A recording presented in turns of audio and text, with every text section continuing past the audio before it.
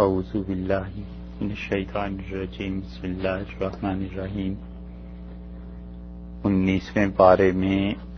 سورہ الفرقان کی 74 نمبر آیت سے بات شروع کرنا ہے۔ اللہ تعالی نے یہ بات ارشاد فرمائی کہ والذین یقولون ربنا هب لنا من ازواجنا، اور وہ رحمان کے جو بندے ہیں وہ اللہ تعالی سے یہ دعا کرتے ہیں کہ اے پروردگار ہماری بیویاں اور ہماری اولاد قرۃ اعین، اے اللہ انہیں بہت اچھی ٹھنڈک بنا دے ہماری آنکھوں کے لیے، وجعلنا للمتقین اماما، اور اے اللہ جو متقی لوگ ہیں ان کی سرداری ہمیں عنایت فرما۔ یہاں پر اللہ تعالی نے ایک اعتبار سے 9ویں صفت بیان کی یا 10ویں صفت ان کی بیان کی،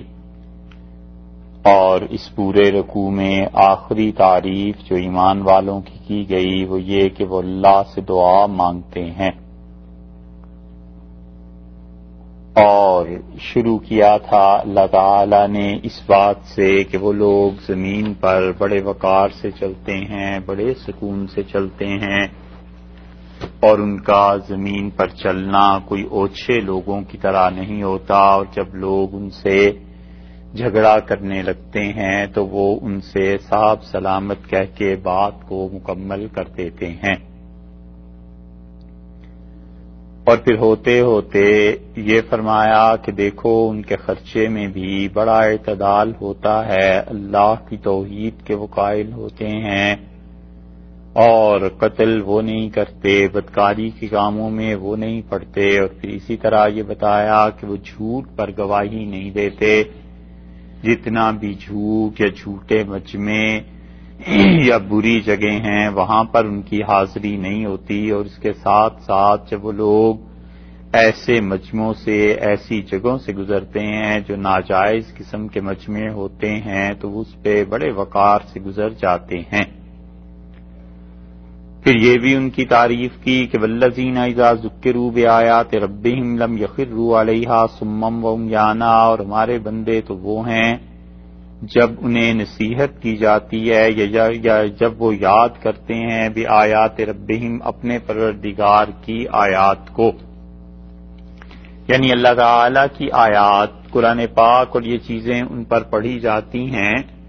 اور جب ان کو سمجھا دیجئے اللہ کی آیات تو لم یخروا علیہا صما وعمیانا، اس پر بہرے اور اندھے ہو کر نہیں گرتے۔ اس کا مطلب یہ ہے 73 نمبر آیت میں کہ یہ لوگ خدا کی کتاب پر ہمیشہ غور کرتے ہیں، اللہ کی کتاب پہ غور کرنے کے بعد اور دین پر غور کرنے کے بعد جو چیز ان کی سمجھ میں آتی ہے اور جس چیز کو وہ صحیح پاتے ہیں اس پر عمل کرتے ہیں۔ کل کی تفسیر میں یہ بات آ گئی تھی کہ اس کے معنی کیا ہیں، اور اس میں اللہ تعالی نے جن چیزوں کی طرف لوگوں کو توجہ دلائی ہے اس میں سے ایک بات یہ بھی ہے کہ وہ اپنی رائے اور اپنی عقل اور اپنی ان چیزوں کا علم کا استعمال نسبتاً کم کرتے ہیں۔ انسان کے لیے یہ درست ہے کہ اپنی عقل کا بھی استعمال کرے، اپنے علم کا بھی استعمال کرے، اور اسی طرح جو کچھ اس نے مطالعہ کیا ہے اس کا بھی استعمال کرے، لیکن یہ سب کی سب چیزیں کتاب و سنت کے انڈر رہ کے ہونی چاہیے۔ اب ایک آدمی کہتا ہے کہ میں اپنے مطالعے سے یا علم سے اس نتیجے پر پہنچا ہوں کہ قرآن میں بہت سی صورتیں ایسی ہیں جو خود رسول اللہ صلی اللہ علیہ وسلم نے بنا لی تھیں، تو الیاذ باللہ یہ ایسا کفر ہے کہ اس انسان کو کہا جائے گا کہ تم کسی پر اعتماد کرو اور کسی پر بھروسہ کرو اور پھر اس کے بعد تم ان چیزوں کی طرف آؤ، وگرنہ تمہارا کہا ہوا اور پڑھا ہوا اور سمجھا ہوا یہ سب چیزیں باطل ہیں۔ اس لیے یہ جو اللہ نے ان کی صفات بیان کی ہیں اہل ایمان کی کہ انہیں جب نصیحت کی جاتی ہے تو ان چیزوں پر غور کرتے ہیں اور نصیحت کو اپنا لیتے ہیں، جبکہ کافروں کا اس کے مقابلے میں حال یہ ہے کہ اللہ تعالی نے وہ پیچھے آیت گزر گئی کہ انہیں جب نصیحت کی گئی تھی کہ رحمان اللہ تعالی کی ذات کا تم خیال کرو تو اللہ کا خیال کرنے کی بجائے وہ لوگ اس پر اور زیادہ ضد اور چڑ میں آ گئے، اور رسول اللہ صلی اللہ علیہ وسلم سے ان لوگوں نے کہا کہ ہم ہر ایک اس کو سجدہ کریں جس کے متعلق تم ہمیں حکم دیتے ہو، یعنی ہم ہر معاملے میں تمہاری مان لیں، دین پورے کا پورا تمہارے حوالے کر دیں، یہ تو ہو نہیں سکتا۔ تو اللہ نے ایمان والوں کی یہ صفت بیان کی کہ وہ لوگ بہت سوچتے سمجھتے ہیں،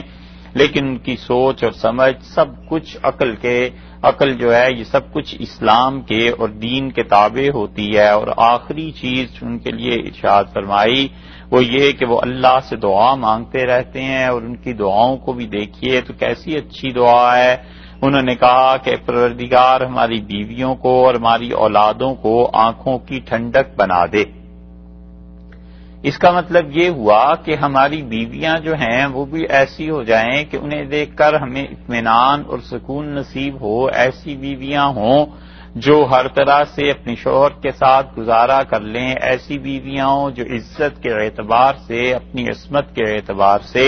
اپنے آپ کی حفاظت کرنے والی ہوں، اسی طرح اولاد کے معاملے میں، ان کی تربیت کے معاملے میں وہ اتنی اچھی ہوں کہ انسان اس بات کی چنتا اور فکر میں نہ پڑا رہے کہ ماں کی طرف سے بگاڑ بچوں میں نہ آ جائے، اور پھر اپنی اولاد کے بارے میں بھی انہیں اتنا اطمینان ہوتا ہے، یا وہ اللہ سے دعا کرتے ہیں کہ اتنا اطمینان ہو جائے جیسے آنکھوں کی ٹھنڈک ہو جاتی ہے، اللہ ان کو ایسا کر دے۔ اس سے معلوم ہوتا ہے کہ ایمان والے کے لیے یہ بات صحیح ہے کہ وہ اپنی بیوی کے لیے یا بیویوں کے لیے اور اپنی اولادوں کے لیے دعا کرتا رہے، اور اللہ نے اسے اس کی صفات میں سے گنوایا ہے۔ اسی لیے حدیث میں جو اچھی بیوی کی خصوصیات بیان کی گئی ہیں ان میں سے ایک چیز یہ بھی کہی گئی کہ رسول اللہ صلی اللہ علیہ وسلم نے فرمایا کہ وہ تمہارے لیے ایسی بیوی ہو جائے کہ تمہیں اس سے جو تعلق ہے اس کی وجہ سے کوئی تکلیف نہ اٹھانی پڑے، کوئی زحمت نہ اٹھانی پڑے، کوئی شرمندگی نہ اٹھانی پڑے، اور آپ نے فرمایا دنیا جو ہے یہ فائدہ اٹھانے کی جگہ ہے، اور سب سے اچھا فائدہ کسی انسان کو اس کی بیوی سے پہنچتا ہے، یعنی وہ اس کے گھر کو سنبھال لیتی ہے، اس کے پیسے کو سنبھال لیتی ہے، اس کے تعلقات کو نبھا لیتی ہے، یہ سب چیزیں ایک اچھی بیوی میں پائی جاتی ہیں۔ تو یہاں سے معلوم یہ بھی ہو گیا کہ یہ لوگ مطلقاً اللہ سے دعا بھی کرتے رہتے ہیں، اور دعا ایسی چیز ہے جو حقیقت میں بہت بڑا تعلق ہے، بندوں کا اللہ کے ساتھ تعلق استوار کرنے کا ذریعہ ہے۔ اس لیے آدمی کو چاہیے کہ اللہ سے دعا مانگتا ہی رہے۔ معتزلہ کا اور اہل سنت کا اس بات پر اختلاف ہے کہ معتزلہ یہ کہتے ہیں کہ دعا مانگنے کا کچھ فائدہ نہیں ہے، وہ کہتے ہیں جو کچھ اللہ کی تقدیر میں ہے وہ چیز تو پوری ہو کر رہنی ہے، تمہیں دعا مانگنے کی کیا ضرورت ہے۔ لیکن اہل سنت والجماعت کا خیال یہ ہے کہ وہ کہتے ہیں دعا اللہ سے مانگتے رہنا چاہیے۔ اس کی ایک وجہ یہ بھی ہے کہ دعا سے بعض اوقات تقدیر بدل جاتی ہے، اور تقدیر کے بدلنے پر وہ تمام احادیث اور آثار صحابہ رضی اللہ عنہم کے گواہ ہیں، جن احادیث اور آثار میں تقدیر کے متعلق یہ آیا ہے کہ یہ چیزیں انسان کو بدل دیتی ہیں۔ حضرت عمر رضی اللہ عنہ کا تو بہت ہی مشہور واقعہ ہے کہ وہ بیت اللہ میں آئے اور انہوں نے اللہ سے دعا کی کہ اللہ اگر میری پیدائش سے پہلے یہ طے ہو گیا تھا کہ عمر کا انتقال کفر پہ ہوگا تو اے پروردگار میں تجھ سے دعا مانگتا ہوں کہ اللہ میری تقدیر کو بدل دے۔ اور پھر رسول اللہ صلی اللہ علیہ وسلم نے بھی بہت سی احادیث میں یہ باتیں ارشاد فرمائی ہیں کہ انسان کی تقدیر دعا سے بدل جاتی ہے، اور آپ نے کہا کہ ایک مصیبت بلا آسمان سے نازل ہوتی ہے، اور جب پھر اس کے ساتھ جھگڑا شروع ہوتا ہے یہاں سے دعا کا اور صدقے کا، تو دعا اور صدقہ اس پر غلبہ پا لیتے ہیں، حتیٰ کہ اس کے لیے وہ تقدیر وہ مصیبت ٹل جاتی ہے۔ اسی طرح حدیث میں آیا ہے، آپ نے فرمایا تمہارا باپ جنت کے دروازوں میں سے ایک دروازہ ہے، اور جس کا جی چاہے اسے ضائع کر دے اور جس کا جی چاہے اسے قائم رکھے۔ ایک جگہ حدیث میں آیا ہے کہ والد کی بد دعا یا دعا اس کے بیٹے کے بارے میں قبول ہو جاتی ہے۔ یہ سب چیزیں ایسی ہیں جس کے متعلق اہل سنت والجماعت کا کہنا یہ ہے کہ ان آثار سے پتہ چلتا ہے کہ تقدیر اللہ کی اگرچہ بہت بڑی چیز ہے مگر آدمی کی دعا سے وہ بدل جاتی ہے، اور اللہ تعالی نے یہ بات بھی بتا دی ہے کہ اللہ جس چیز کو چاہے ثابت رکھتا ہے، جس چیز کو چاہے مٹا دیتا ہے۔ یہ اصل بحث تو 13ویں پارے میں آئی تھی اور اس آیت کے تحت گزر گئی، مگر یہاں جو دعا کا مسئلہ اللہ نے مومن کی خصوصیات میں سے بیان کیا ہے، اس کا مطلب یہ ہے کہ وہ اٹھتے بیٹھتے چلتے پھرتے اپنے تمام احوال کو اللہ کے سامنے پیش کرتا رہتا ہے اور اللہ سے دعا بھی مانگتا رہتا ہے۔ دعا کے معاملے میں ایک چیز تو یہ خیال میں رکھنی چاہیے کہ کسی انسان کا کیا رتبہ ہے، کون سا شخص ہے جو دعا مانگ رہا ہے، مثلا ماں ہے، باپ ہے، بھائی ہے، کس کی دعا یا بددعا جلدی لگ جاتی ہے، یہ چیزیں خیال میں انسان کے رہنی چاہیے، اسی لیے وہ اس اعتبار سے دعا کرتا ہے۔ یہاں شوہر کے لیے بتایا ہے کہ وہ اپنی بیویوں کے لیے دعا کرتا ہے، تو اس کا مطلب یہ ہے کہ اس کا عہدہ اور اس کا مقام جو ہے وہ دعا کی قبولیت میں مددگار ثابت ہوتا ہے، اس کے مقام کی وجہ سے اس کو کچھ پرسنٹیج زیادہ مل جاتی ہے، کچھ اس کے نمبروں میں اضافہ ہو جاتا ہے اور دعا کی قبولیت کا امکان اس کے لیے بڑھ جاتا ہے۔ ایسے ہی دعا کی قبولیت میں اوقات کو بڑا دخل ہے کہ کس وقت کوئی آدمی دعا مانگتا ہے، اور اوقات کے اعتبار سے دعا کی قبولیت بھی ہوتی ہے۔ مثلا رسول اللہ صلی اللہ علیہ وسلم نے یہ بتایا کہ رات کے آخری حصے میں جو لوگ دعا مانگتے ہیں ان کی دعا قبول ہوتی ہے، یعنی رات کے آخری حصے کا مطلب یہ ہوا کہ جب سورج ڈوبتا ہے اور دوسری طرف جب صبح صادق ہوتی ہے، اس کو 3 حصوں پہ تقسیم کر لیا جائے۔ جیسے آج کل فرض کر لیجئے 7 بجے سورج ڈوبا اور صبح وہ طلوع ہوتا ہے فرض کر لیجئے 5 بجے، تو 7 اور 5 کے درمیان 10 گھنٹے ہو گئے۔ ان 10 گھنٹوں کو 3 میں صبح صادق جو ہے وہ ہوتی ہے 5 بجے، تو اس کو 3 حصوں میں تقسیم کر لیں تو آپ یہ دیکھ لیجئے تقریباً 3.5 گھنٹے ایک اعتبار سے بن گئے، تو 3.5 گھنٹے پہلے کے بھی چھوڑ دے، درمیان کے بھی چھوڑ دے، تو یہ 7 گھنٹے نکل گئے۔ آخری جو 3-3.5 گھنٹے رہ جاتے ہیں وہ دعا کی قبولیت کے اوقات میں سے ہے، جیسے کہ کل بھی حدیثیں آئی تھیں کہ رسول اللہ صلی اللہ علیہ وسلم نے بتایا جو اس وقت میں اللہ سے مانگتا ہے اس کی دعا قبول ہوتی ہے۔ اسی طرح ایک اور وقت بھی ہے اور وہ عصر اور مغرب کی نماز کے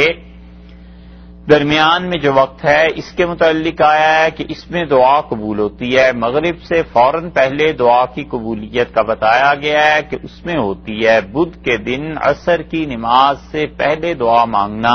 حدیث میں آیا ہے اس کی قبولیت کے لیے بھی کہ وہ بھی وقت ایسا ہے جس میں دعا قبول ہوتی ہے۔ اور جابر بن عبداللہ رضی اللہ عنہما کا معمول انہوں نے در مختار کی شرح میں طحطاوی رحمۃ اللہ علیہ نے نقل کیا ہے کہ وہ بدھ کے دن عصر کے وقت اپنے بچوں سے اپنے لوگوں سے کہتے تھے کہ اب دعا مانگو اور یہ دعا کی قبولیت کا وقت ہے، اور انہوں نے پھر کہا کہ رسول اللہ صلی اللہ علیہ وسلم کی دعا غزوہ خندق میں بدھ کے دن عصر کی نماز کے وقت قبول کی گئی تھی، تو عصر کی نماز سے پہلے یا بعد میں یا اس وقت میں دعا مانگنا یہ چیزیں ہیں جو دعا کی قبولیت کے اوقات میں سے ہے۔ اسی طرح دعا کی قبولیت کے اوقات میں سے وہ وقت بھی ہے جب آذان ہو جاتی ہے تو اقامت سے پہلے اور آذان کے بعد یہ درمیان کا جتنا وقت ہے اس میں لوگ وضو کرتے ہیں، نماز کی تیاری کرتے ہیں، اللہ کے فرشتے ان نمازوں میں حاضر ہوتے ہیں۔ یہ سب اوقات ایسے ہیں کہ ان اوقات میں لوگوں کی دعا سنی جاتی ہے، اور ایسے ہی رسول اللہ صلی اللہ علیہ وسلم نے یہ بھی بتایا کہ نکاح کی مجلس جو ہوتی ہے اس کے آخر پہ جو دعا مانگی جائے آپ نے فرمایا وہ قبول ہو جاتی ہے، کیونکہ اس وقت اللہ کے فرشتے آتے ہیں اور اس دعا پہ آمین کہتے ہیں جو آدمی بھی نکاح کے مجلس کی آخر پہ دعا مانگتا ہے۔ ایسی ہی کیفیات ہیں انسان کی، اور کیفیات سے بھی بڑا فرق پڑتا ہے۔ جیسے دیکھیے کوئی آدمی بارش میں کھڑے ہو کے دعا مانگ رہا ہے تو رسول اللہ صلی اللہ علیہ وسلم نے فرمایا وہ ایسا وقت ہے جب بارش کے ابتدائی قطرات زمین پر پڑ رہے ہوتے ہیں، تو بارش میں ہی کھڑے ہو کے دعا مانگنا اس میں دعا کی قبولیت ہو جاتی ہے. دعا اس سے قبول ہوتی ہے تو اسے وقت کہہ لیجئے، حالت کہہ لیجئے کہ کوئی آدمی اس حال میں اللہ سے مانگتا ہے تو اس حال میں دعا قبول ہوتی ہے. اسی طرح انسان کا عاجزی کی صورت اختیار کرنا، ایسی شکل اختیار کرنا اللہ کے ہاں یہ بھی دعا کی قبولیت کی ایک چیز ہے. رسول اللہ صلی اللہ علیہ وسلم جب دعا کے لیے نکلے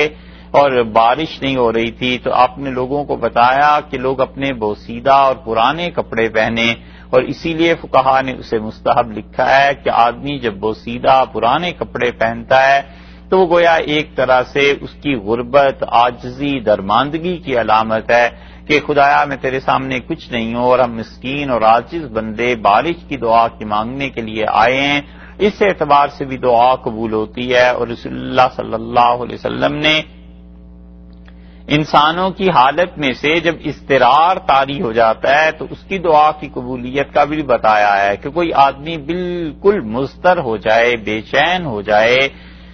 اور مضطرب ہو جائے، اللہ اس کی دعا کو سن لیتا ہے بشرطے کہ وہ دعا ایسی مانگے جو دعا اللہ کے ہاں قبولیت کا مقام پاتی ہو، تو وہ ایسی دعا اس کی سنی جاتی ہے. اور جیسے بے قراری کے حالت میں کوئی آدمی کسی کی سلامتی کی دعا مانگتا ہے تو اس کی تو قبولیت کے چانسز ہیں، اور ایک آدمی جو ہے بے قراری کی حالت میں یہ دعا مانگتا ہے کہ یہ شہر تباہ ہو جائے، ملک تباہ ہو جائے، تو وہ ایسی چیز مانگتا ہے جس کا اتنی آسانی سے قبولیت کی بات نہیں ہے، اللہ کے قبضے میں ہے اور بس میں کہ وہ اللہ تعالیٰ اس کی دعا کو کیسی قبولیت کی حالت میں رکھتے ہیں. اسی طرح کسی انسان کی حالت کا اتنا اضطرار میں آ جانا جو اللہ تعالیٰ نے قرآن میں بھی ارشاد فرمایا ہے. اللہ تعالیٰ نے وہاں پر یہ ارشاد فرمایا کہ امن یجیب المضطر اذا دعاہ،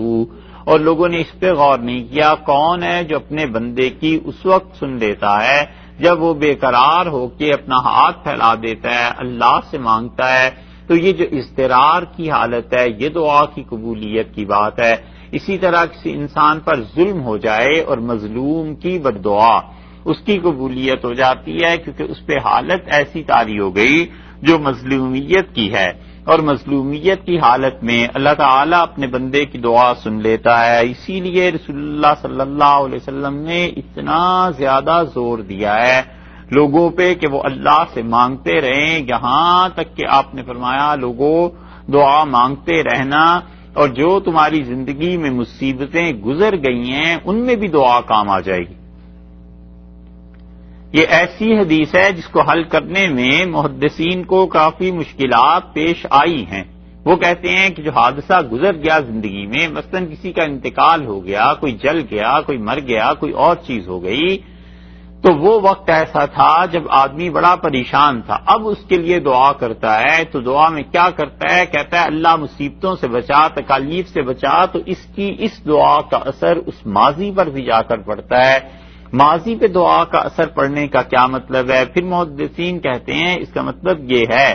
کہ اس کی وجہ سے جو نقصانات اس کی زندگی میں آ سکتے تھے خدا ان نقصانات کو روک لیتا ہے. اور وہ کہتے ہیں اس کا مطلب یہ ہے کہ اس حادثے کی وجہ سے جو اس کی ذہنی حالت متاثر ہو گئی تھی اللہ تعالیٰ اس ذہنی کیفیت کو بدل دیتا ہے. کبھی کبھی ایسا حادثہ زندگی میں پیش آتا ہے آدمی کے کسی عزیز ماں باپ بہن بھائی کسی کا انتقال ہو جاتا ہے اور اتنی دل پہ گرا لگ جاتی ہے کہ مہینوں اور سالوں اسے ہنسی نہیں آتی، خوشی کا گویا تصور بالکل معدوم ہو جاتا ہے کہ اب جی کے خوش ہو کے کیا کرنا ہے. اور پھر وہ خوشیوں میں لوگوں کے ساتھ شریک ہوتا ہے مگر دل کی حقیقی خوشی اسے نصیب نہیں ہوتی. اس پر غم کا اتنا گہرا بادل گویا کہ چھا جاتا ہے. اب جب یہ دعا کرے گا کہ اللہ اسے غم سے محفوظ رکھے، پریشانی سے محفوظ رکھے، تو اس کا مطلب یہ ہے کہ اس پر بھی اثر پڑے گا اور وہ جو کیفیت تھی اللہ تعالیٰ اس میں کمی واقع کر دے گا اور یہ انسان اچھی حالت میں آ جائے گا. تو دعا کا اتنا رسول اللہ صلی اللہ علیہ وسلم نے حکم دیا کہ آپ نے فرمایا اللہ کے بندو دعا کرتے رہو، اور تمہاری ماضی میں جو حادثات گزر چکے ہیں اس کے لیے بھی دعا کارآمد ہے. اور کچھ محدثین کا خیال یہ ہے کہ رسول اللہ صلی اللہ علیہ وسلم نے یہ جو فرمایا کہ ماضی کے متعلق بھی دعائیں تمہیں کام دیتی ہیں، تو ماضی میں جو گناہ کر چکا ہے اس کے متعلق بھی کام دیتی ہیں کہ اللہ تعالیٰ اس کی خطاؤں کو معاف کرتا ہے۔ تو اس لیے دعا پر شریعت نے بہت زور دیا ہے کہ انسان کا اللہ کے ساتھ حقیقی رابطہ جن چیزوں کے ذریعے قائم ہوتا ہے اس میں سے ایک چیز اللہ سے مانگنا بھی ہے۔ اسی لیے رسول اللہ صلی اللہ علیہ وسلم نے ترغیب بھی دلائی دوسری طرف، اور آپ نے فرمایا تم اللہ سے دعا مانگتے رہو، اور اللہ کو بڑی حیا، بہت شرم آتی ہے اس بات سے کہ کوئی آدمی اس کے سامنے ہاتھ پھیلا دے اور اللہ اس کے ہاتھوں کو واپس کر دے صفراً، اس میں اللہ کوئی چیز نہ ڈالے۔ اللہ تعالیٰ کو اس سے بڑی حیا آتی ہے، اللہ تعالیٰ اپنے کرم کے اور شان کے خلاف سمجھتے ہیں۔ اور آپ نے فرمایا کہ تمہاری وہ دعائیں جو قبول نہیں کی جاتی، تم کیا سمجھتے ہو قیامت میں جب اس کا اجر تمہیں ملے گا تو وہاں پہنچ کر انسان یہ تمنا کرے گا کہ کاش زندگی میں اس کی کوئی دعا بھی قبول نہ ہوئی ہوتی۔ تو یہ سب چیزیں ایسی ہیں جو دعا کی قبولیت کا بتاتی ہیں۔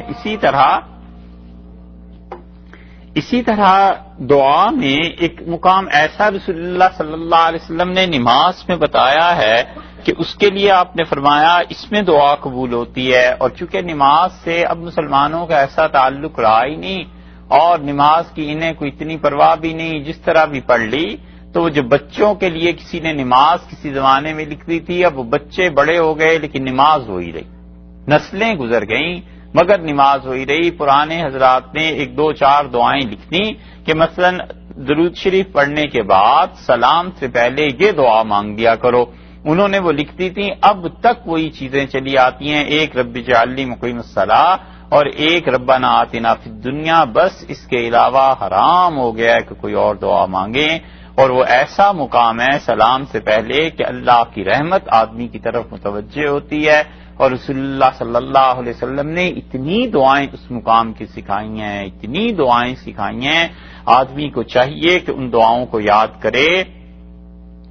اور اس کے نہ پڑھنے کی ایک صورت یہ ہو سکتی ہے کہ امامت کرا رہا ہو اور یہ خطرہ ہو کہ نمازی جو ہیں ان کی نماز لمبی ہو جائے گی اور وہ تنگ آ جائیں گے، تو اس صورت میں نہ پڑھے۔ وگرنہ اگر امام کو پتا ہو کہ نمازی عادی ہیں، میں لمبی نماز پڑھاتا ہوں، لوگوں کو کوئی حرج نہیں ہوتا، کوئی ایک آدمی بھی اعتراض کرنے والا نہیں ہے، پھر وہ فرض نمازوں میں بھی ان دعا کو پڑھ سکتا ہے، ان دعاؤں کو۔ وگرنہ نفل نمازیں ہیں اس میں وہ دعائیں مانگنی چاہیے، سنتیں ہیں ان میں وہ دعائیں مانگنی چاہیے۔ اپنی فرض نماز امام کے پیچھے پڑھ رہا ہے اور امام صاحب اول تو موقع ہی نہیں دیتے، وہ تو دعا پوری بھی پڑھنے کا موقع نہیں ہوتا اور سلام پھر جاتا ہے۔ اور اگر فرض کر لیجئے کوئی اچھا خوش نصیب امام مل ہی گیا کسی کو اور وہ لمبی دعا اس نے مانگ لی، تو اس کے پیچھے یہ دعائیں پڑھنے کی ہیں۔ رسول اللہ صلی اللہ علیہ وسلم نے سلام سے پہلے کیا کیا چیزیں سکھائی ہیں آپ نے بتایا۔ آپ نے کہا کہ جب تم عبدہ و رسولہ پڑھ لو، اور اس کے بعد فرمایا جب تم مجھ پہ درود شریف پڑھ لو، ثم لیتخیر من الدعاء بعد عجبہ الیہ یدعو بہ، تو پھر اسے چاہیے نماز پڑھنے والے کو کہ سلام سے پہلے جو دعا اس کا جی چاہے، جو دعا اسے عجبہ اچھی لگے، اللہ سے وہ مانگے۔ اور کتنی دعائیں، کتنی چیزیں ہیں جو آدمی کہتا ہے میں مانگوں نماز کے بعد، فرض نماز کے بعد۔ مسئلہ یہ ہے کہ مختصر دعا مانگے اگر اس کے بعد سنت موقدہ پڑھنی، کیونکہ سنت موقدہ فرض کا ہی حصہ ہے، وہ اتنا بڑا حصہ ہے کہ اب آپ عشاء کی نماز پڑھتے ہیں، فرض کر لیجئے آپ نے 2 سنتیں بھی پڑھ لیں، پھر پتا چلا کہ امام صاحب کی نماز ہی نہیں ہوئی، تو اب 4 فرض لوٹائیں گے نا امام کے ساتھ، اور پھر یہ جو 2 سنتیں ہیں پھر دوبارہ پڑھنی پڑیں گی۔ یہ اتنا بڑا حصہ ہے فرائض۔ اور اس کے بعد جب دعا مانگیں گے، فرض کے بعد مختصر دعا کا حکم ہے کہ اسے مختصر مانگو، فوراً سنتیں پڑھو تاکہ فرضوں کے ساتھ وہ مل جائیں۔ اس میں اتنی لمبی دعائیں مانگتے ہیں، اور جو اصل مقام رسول اللہ صلی اللہ علیہ وسلم نے بتایا ہے اس پہ دعا نہیں مانگتے۔ آپ نے فرمایا تم اللہ سے دعا مانگو جو تمہارا جی چاہے، اس وقت جو تمہیں اچھی لگے۔ حضرت انس بن مالک رضی اللہ عنہ کی والدہ ام سلیم کہتی ہیں میں نے رسول اللہ صلی اللہ علیہ وسلم سے عرض کیا کہ علمنی کلمات اللہ کے رسول مجھے کچھ دعائیں سکھا دیں، ادعو بہن فی صلاتی، میں چاہتی ہوں کہ اپنی نماز میں ان دعاؤں کو پڑھا کروں۔ قال سبحی للہ عشرا، رسول اللہ صلی اللہ علیہ وسلم نے فرمایا سلام پھیرنے سے پہلے مراد ہے یہاں پہ۔ امام نسائی رحمۃ اللہ علیہ نے یہ باب باندھا ہے کہ رسول اللہ صلی اللہ علیہ وسلم پہ درود پڑھنے کے بعد کیا پڑھا جائے، اسی وجہ سے اس کا ترجمہ ایسے کر رہے ہیں۔ آپ نے فرمایا جب تم مجھ پہ درود پڑھ چکو سبحی للہ عشرا، تو 10 مرتبہ تم سبحان اللہ کو، وَأَحْمِدِي عشرا، اور 10 مرتبہ اللہ کی تعریف بیان کرو جیسے الحمدللہ، اور فرمایا وَكَبِّرِي عشرا، اور اس کے بعد 10 مرتبہ تم اللہ اکبر کہو۔ اور یہ 3 کام جب تم کر چکو تو ثم صلی حاجتی کا، پھر جو تمہارے جی میں دعا آئے اللہ سے مانگنا، یقل نام نام، اور اللہ اس دعا پہ تمہیں جواب دیتا ہے، وہ کہتا ہے بالکل ایسے ہی کر لیں گے، جو تم دعا مانگ رہی ہو مان لیں گے۔ یہ بتایا۔ یہ دوسری حدیث دیکھیے، حضرت انس بن مالک رضی اللہ عنہ کہتے ہیں میں رسول اللہ صلی اللہ علیہ وسلم کے ساتھ بیٹھا ہوا تھا، ایک آدمی آیا کھڑا تھا، اس نے نماز پڑھی، رکوع کیا، سجدے کیے، اور آخر پر جب بیٹھا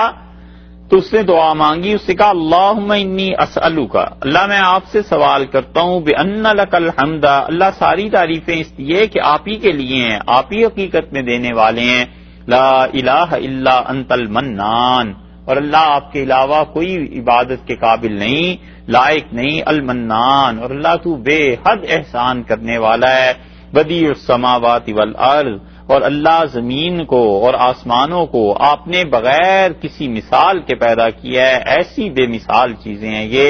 یا ذا الجلال والاکرام، ہے وہ ذات جو بڑی عزت والی ہے، بڑے شرف، منزلت، قدر، بزرگی والی ہے، یا حی یا قیوم، اے وہ ذات جو ہمیشہ رہنے والی، یا قیوم ہمیشہ قائم رہنے والا، انی اسألک، اللہ میں آپ سے سوال کرتا ہوں۔ آگے کچھ نہیں مانگا، سوال کرتا ہوں، بس اس کا مطلب یہ ہے کہ بہت بڑی چیز مانگ لی نا، جیسے کوئی ہاتھ پھیلا دے اور کہے مجھے کچھ خیرات دے دیں، تو اس کا مطلب ہے جو آپ کے پاس ہے وہ دے دیں، جو آپ کے جی میں آتا ہے وہ دے دیں۔ تو رسول اللہ صلی اللہ علیہ وسلم نے صحابہ رضی اللہ عنہ سے کہا تدرون بما دعا، تمہیں پتہ ہے اس شخص نے کیا کہا ہے؟ ہم نے کہا اللہ اور اس کے رسول صلی اللہ علیہ وسلم بہتر جانتے ہیں۔ آپ نے کہا والذی نفسی بیدہ، اس اللہ کی قسم جس کے ہاتھ میں میری جان ہے، لقد دعا اللہ باسمہ العظیم، اللہ کا جو اسم اعظم ہے اس نے اس کے ذریعے سے دعا مانگی ہے، الذی اذا دعی بہ اجابہ، اللہ نے کہا ہے کہ جو میرے اس نام کو پڑھتا ہے جب وہ مانگتا ہے ہم اسے دے دیتے ہیں، وَإِذَا سُئِلَ بِهِ عَطَا، جب سوال کرتا ہے تو ہم اس کے سوال کی لاج رکھتے ہیں، اس کے سوال کو پورا کر دیتے ہیں۔ یہ دعائیں ہیں مانگنے کی جو رسول اللہ صلی اللہ علیہ وسلم نے گارنٹی کے ساتھ کہا کہ ان دعاؤں میں قبولیت۔ اسی لیے یہ دوسری حدیث دیکھیے، اس میں بھی یہی آیا ہے، محجن بن ادرا ہیں، انہوں نے یہ روایت بیان کی رضی اللہ عنہ نے کہ رسول اللہ صلی اللہ علیہ وسلم مسجد میں داخل ہوئے اور ایک آدمی نماز پڑھ رہا تھا، اور تشہد کے بعد اس نے کہا اللہم انی اسألک، اللہ میں آپ سے سوال کرتا ہوں، یا اللہ، اے میرے اللہ، بأنک الواحد الاحد الصمد، اللہ آپ ایک ہیں، الاحد، اللہ آپ ہر طرح سے اپنی ذات اپنی صفات میں اکیلے یکتا تنہا ہیں، الصمد، اور اللہ آپ بے نیاز ہیں، الذی لم یلد ولم یولد ولم یکن لہ کفوا احد، جس پروردگار کے یہاں نہ اولاد، نہ اس کے والدین، نہ ہی اس کے برابر کا کوئی اور ہے، ان تغفر لی ذنوبی، اور اللہ یہ سوال کرتا ہوں کہ میرے گناہ معاف کر دیے جائیں، انک انت الغفور الرحیم، اللہ آپ مغفرت فرمانے والے ہیں، بے حد رحم کرنے والے ہیں۔ جب اس نے نماز میں یہ پڑھا تو رسول اللہ صلی اللہ علیہ وسلم قد غفر لہ، بلا شبہ اس نے معافی لے لی اللہ سے، قد غفر لہ، بلا شبہ یہ بخش دیا گیا، قد غفر لہ، اس میں کوئی شبہ نہیں ہے کہ یہ آدمی پاک ہو کے اٹھا۔ 3 مرتبہ رسول اللہ صلی اللہ علیہ وسلم نے اس کے لیے یہ لفظ کہے، اس لیے کہ دعا کے یہ کلمات اتنے اچھے تھے۔ اللہ کی توحید بھی اس میں جمع ہو گئی اور اس میں اپنے گناہوں کی معافی بھی ہو گئی، اللہ کی تعریف بھی ہو گئی۔ حضرت ابوبکر رضی اللہ عنہ نے رسول اللہ صلی اللہ علیہ وسلم سے عرض کیا کہ اللہ کے رسول مجھے کوئی دعا سکھا دیں اور میں اسے نماز میں مانگتا رہوں، تو رسول اللہ صلی اللہ علیہ وسلم نے یہ کہا کرو۔ اس حدیث کے مختلف کتابوں میں مختلف الفاظ آئے ہیں، اس لیے کچھ مختلف الفاظ کے ساتھ یہاں بھی ہے کہ اللہم انی ظلمت نفسی ظلما کثیرا۔ حضرت ابوبکر رضی اللہ عنہ کو سکھایا کہ یہ کہا کرو کہ اے پروردگار میں نے اپنی جان پر بہت ناانصافی کر دی، بہت ظلم کر دیا، ولا یغفر الذنوب الا انت، اور اللہ آپ کے علاوہ کوئی گناہوں کو معاف کرنے والا نہیں، فاغفر لی مغفرۃ من عندک، اللہ آپ اپنی طرف سے میرے لیے مغفرت کا فیصلہ فرما دیجئے، ورحمنی، اور اللہ رحم کر، انک انت الغفور الرحیم، اور اللہ آپ مغفرت کرنے والے ہیں، آپ رحم کرنے والے ہیں۔ یہ حضرت ابوبکر رضی اللہ عنہ کو سکھایا ہے رسول اللہ صلی اللہ علیہ وسلم نے۔ حضرت ابوبکر رضی اللہ عنہ کا مرتبہ، ان کی شان، اور رسول اللہ صلی اللہ علیہ وسلم کے ساتھ جو ان کا قرب تھا، اس کو ذہن میں رکھ کے آدمی سوچے کیسی بڑی چیز انہیں سکھائی کہ نماز میں یہ مانگا کرو۔ حضرت معاذ ابن جبل رضی اللہ عنہ کو سکھایا اور آپ نے فرمایا کہ دیکھو معاذ کہتے ہیں میرا ہاتھ رسول اللہ صلی اللہ علیہ وسلم نے پکڑا اور رسول اللہ صلی اللہ علیہ وسلم انی لاحبک یا معاذ مجھے تم سے بڑی محبت۔ فقلت وانا احبک یا رسول اللہ، میں نے کہا اللہ کے رسول مجھے بھی آپ سے محبت ہے۔ تو رسول اللہ صلی اللہ علیہ وسلم نے اس محبت کے اظہار کے بعد جو تحفے میں بات انہیں بتائی نا، جو خوشی میں بات بتائی، آپ نے کہا معاذ ہر نماز کے آخر پہ یہ پڑھا کرو رب اعنی علی ذکرک و شکرک و حسن عبادتک، اللہ میری مدد کر دیجئے میں آپ کو یاد کرتا رہوں، اے پروردگار مجھے توفیق دے تیرا شکر ادا کرتا رہوں، اور اللہ جو بھی تیری عبادت کروں اچھی عبادت کروں۔ اس حدیث میں ایک جگہ یہ آیا ہے